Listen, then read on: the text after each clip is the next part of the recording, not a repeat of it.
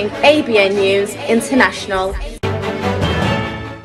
अस्सलाम वालेकुम नाज़रीन, मैं हूँ आयशा शबीर और आप देख रहे हैं ABN न्यूज़ इंटरनेशनल। नज़र डालते हैं आज की अहम खबरों पर।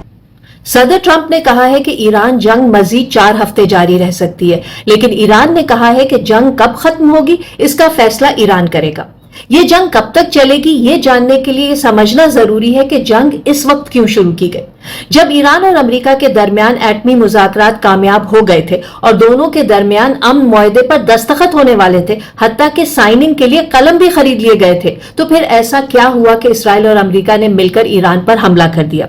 एक बात तो ये हुई कि ईरान ने अमेरिका की तमाम शराइत मान ली। ईरान ने यह भी मान लिया कि वो कोई एटमी हथियार नहीं रखेगा और अमेरिकी जौहरी इंस्पेक्टर्स को भी अपनी तंसीबात तक रसाई देगा। अमेरिका को यह तवक्को नहीं थी। अमेरिका चाहता था कि मुज़ाकरात नाकाम हो जाए तो वो धड़ल्ले से ईरान पर हमला करे, लेकिन ऐसा हुआ नहीं। ईरान ने तमाम शराइत मान ली तो मुआहदा होने से पहले ही ट्रंप और इसराइल ने हमला कर दिया। दुनिया से कहा कि अगर हम ऐसा ना करते तो ईरान हम पर हमला कर देता, लेकिन इस झूठ का पोल खुद अमेरिकी वजारत दिफा ने खोल दिया। कांग्रेस को ब्रीफिंग में पेंटागन ऑफिशियल्स ने इतराफ किया कि ईरान की तरफ से पेशगी हमले की कोई इंटेलिजेंस नहीं थी। ये बात खुद इजरायली हुकाम कह चुके हैं कि मुज़ाकरात का कोई भी नतीजा निकलता ईरान पर हमले की तारीख कई हफ्ते पहले तय कर ली गई थी। यानी अमेरिका और इसराइल ने तय कर लिया था कि जंग तो करनी है। इसराइल की वजह हम सब जानते हैं। खित्ते में तुर्की के अलावा एक वाहिद ईरान ही है जो ग्रेटर इसराइल की राह में खड़ा है। बाकी सबको इसराइल न्यूट्रलाइज कर चुका है। अमेरिका का एक दाएं बाजू का बहुत मकबूल तज्जियाकार है टकर कार्लसन। ट्रंप इंतजामिया के अंदर उसके गहरे कॉन्टैक्ट्स हैं। उसने बताया कि 2 मार्च को सऊदी अरब और कतर में हुकाम ने इजरायली खुफिया एजेंसी मोसाद के एजेंट्स को गिरफ्तार किया जो इन मुल्कों में बम धमाकों की मंसूबाबंदी कर रहे थे। ये फॉल्स फ्लैग ऑपरेशन होना था ताकि इल्जाम ईरान पर डाला जा सके। टकर कार्लसन के मुताबिक इसराइल ईरान के साथ साथ कतर, मुत्तहिदा अरब अमारात, सऊदी अरब, बहरीन, अमान और कुवैत को भी नुकसान पहुंचाना चाहता है और उसके बकौल वो इस मकसद में कामयाब हो चुका है।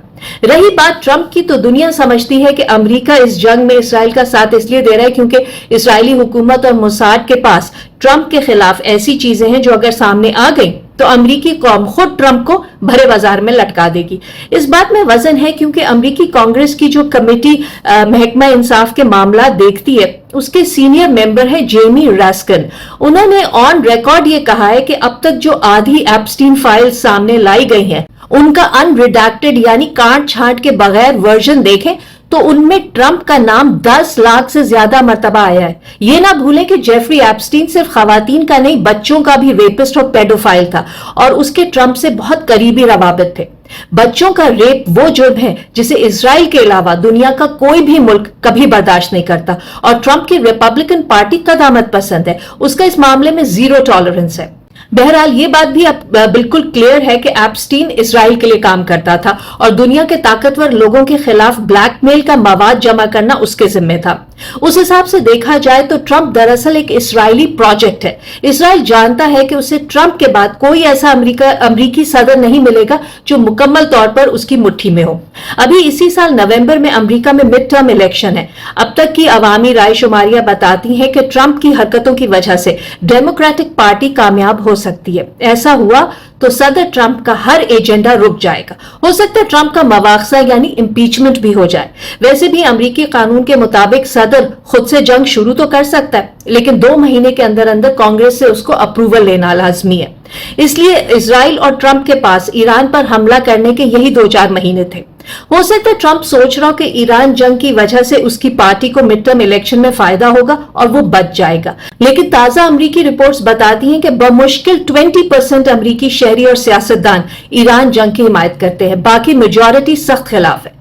ट्रंप का दूसरा इंटरेस्ट है पेट्रो डॉलर की मजबूती और आपनाए हुर्मस पर कंट्रोल। तभी तो अमेरिका ने दुनिया भर से अपने बड़े बड़े बहरी बेड़े, कोई आधी से ज्यादा एयरफोर्स और 250 लड़ाका तैयारे ईरान के आसपास लाकर खड़े कर दिए। असल हदफ है चाइना।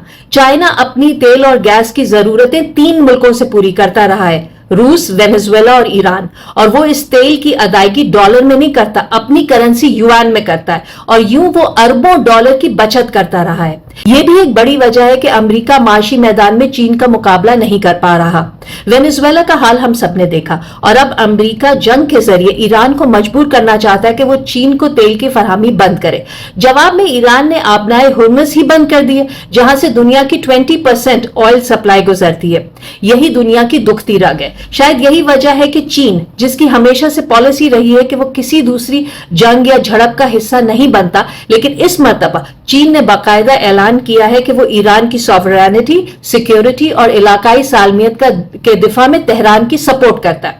जंग का दायरा वसी हो रहा है। मामलात ना संभले तो खतरा है कि बात महदूद तीसरी आलमी जंग तक जा सकती है। अगले वीलॉग में इस पर मजीद बात करेंगे।